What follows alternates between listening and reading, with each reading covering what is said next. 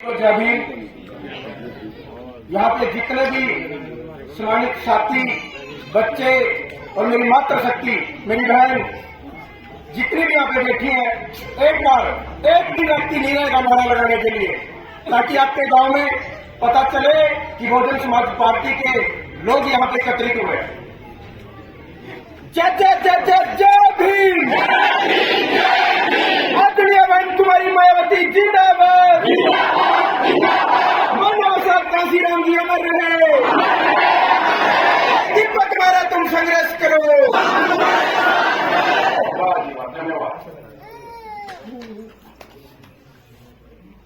भारतीय संविधान के निर्माता डॉक्टर भीमराव अम्बेडकर जी के चरणों में नमन करते हैं, मानव साहब काशीराम जी के चरणों में नमन करते हैं और आदरणीय बहन कुमारी मायावती जी का धन्यवाद करते हैं, जिन्होंने बहुत ही सम्मानित युवा साथी, युवा सरपंच भाई दीपक मेहरा को उम्मीदवार के रूप में आप लोगों के बीच भेजा है। और अब की बार ये जो भ्रष्टाचारी सरकार, आपको कुछ दो बातें बताना चाहूंगा। इन दोनों सरकारों के जो एक नागनाथ और एक सांपनाथ, बाबा साहब अम्बेडकर जी कहते थे कि इन दोनों सरकारों ने कभी भी हमारा भला नहीं चाहा।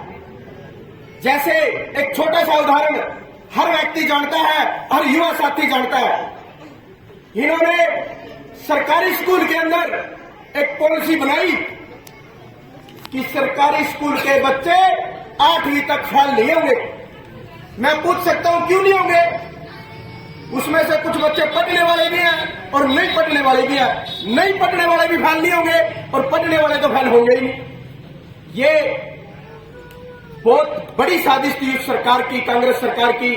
क्योंकि उदाहरण है, जब आप कोई पौधा लगाओगे, अगर आपने ऐसे ही फॉर्मेलिटी की, उसको जरा सा खोदा और लगा दिया, उसके अंदर मिट्टी सही तरीके से नहीं लगाई, खाद सही तरीके से नहीं डाला, वो कभी वृक्ष नहीं बढ़ेगा, वो सूख जाएगा। ये भी वही पॉलिसी थी। 8वीं तक इनको फेल कर दो, 10वीं में अपने फेल हो जाएंगे, आगे ये जाएंगे नहीं, पढ़ेंगे नहीं तो सवाल नहीं करेंगे, क्योंकि शिक्षा सवाल का जन्म देती है। बाबा साहब अम्बेडकर ने भी कहा है, जिस व्यक्ति ने शिक्षा ग्रहण किया वो दहाड़ा है, शिक्षा शेरनी का वो दूध है, जिसने पिया उसने दहाड़ लाई। और वो व्यक्ति आप लोगों के सामने है। स्वामी पेरियार से लेके साहू जी महाराज, सावित्रीबाई फुले, ज्योतिबाई फुले, मानव साहब काशीराम, बाबा साहब अम्बेडकर और आज के टाइम में बहन कुमारी मायावती। बहुजन समाज पार्टी जिंदाबाद। बहुजन समाज पार्टी जिंदाबाद। दूसरी एक और बीजेपी सरकार की आपको बात बताऊंगा। पहले कांग्रेस की बताई थी, अब बीजेपी की आप लोगों को बताऊंगा। मुझे नहीं लगता मेरे समाज के अंदर एक भी ऐसा घर होगा जिसके घर में खाना नहीं बनता होगा। है भाई ऐसा घर? नहीं है, क्योंकि जिसने बच्चे पैदा किया ना, उसको पता है कि मैंने इनका पेट भी भरना है। लेकिन बीजेपी सरकार ने हमारे बच्चों के हाथ में कटोरा देने का काम किया।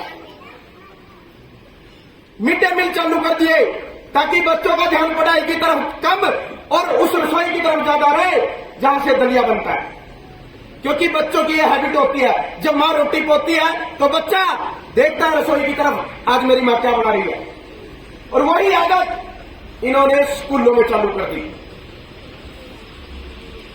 तो मेरी जितनी मातृशक्तियां बैठी है, बुजुर्ग बैठे हैं, युवा साथी बैठे हैं, भाई हाथी के सामने वाला बटन दबाना और भाई दीपक मेहरा को विजयी बनाना। क्योंकि ये पार्टी नहीं है, ये राजनीति दल नहीं है, ये हमारे महापुरुषों का त्याग है, समर्पण है। उन्होंने अपनी जवानी, उन्होंने अपना शरीर, उन्होंने अपना घर बार सब कुछ त्याग दिया। हमारे ही बीच में बहुत से बुजुर्ग ऐसे बैठे हैं जिन्होंने हमारे को बताया कि मान्यवर काशीराम क्या शख्सियत थी, क्या उन्होंने किया था। अगर ये जो मेरी माता यहाँ पे बैठी है, जिसके घर में जवान बेटा है, हर मां सपने देख रही होगी कि कब इसकी शादी होगी, कब इसके सिर पे सारा बंधेगा। लेकिन मेरी माताओं, आपको मैं बताना चाहता हूं, वैसे तो ये बहुत एक्टिव गांव है, आप लोगों को पता होगा, लेकिन फिर भी बताना चाहता हूं मान्यवर कांशीराम जी बहुत बड़ी पोस्ट पे थे, लेकिन जब उन्होंने देखा यार मैं पैंट डाल रहा हूं, कोट डाल रहा हूं और मेरे समाज के लोग धक्के खा रहे हैं, मुझे कुछ करना चाहिए इन लोगों के लिए। मान्यवर कांशीराम जी ने उस दर्द को समझते हुए सबसे पहले काम किया, ऐलान कर दिया अपने समाज के लोगों में कि मैं समाज की सेवा करते हुए सबसे पहले अपनी नौकरी को छोड़ता हूं। उसके बाद मैं कभी अपने घर नहीं जाऊंगा, उसके बाद मैं कभी शादी नहीं कराऊंगा और मेरे नाम से कोई प्रॉपर्टी नहीं होगी, कोई बैंक बैलेंस नहीं होगा। उन्होंने सारी उम्र आप लोगों के बीच में खत्म कर दी, कुर्बान कर दी।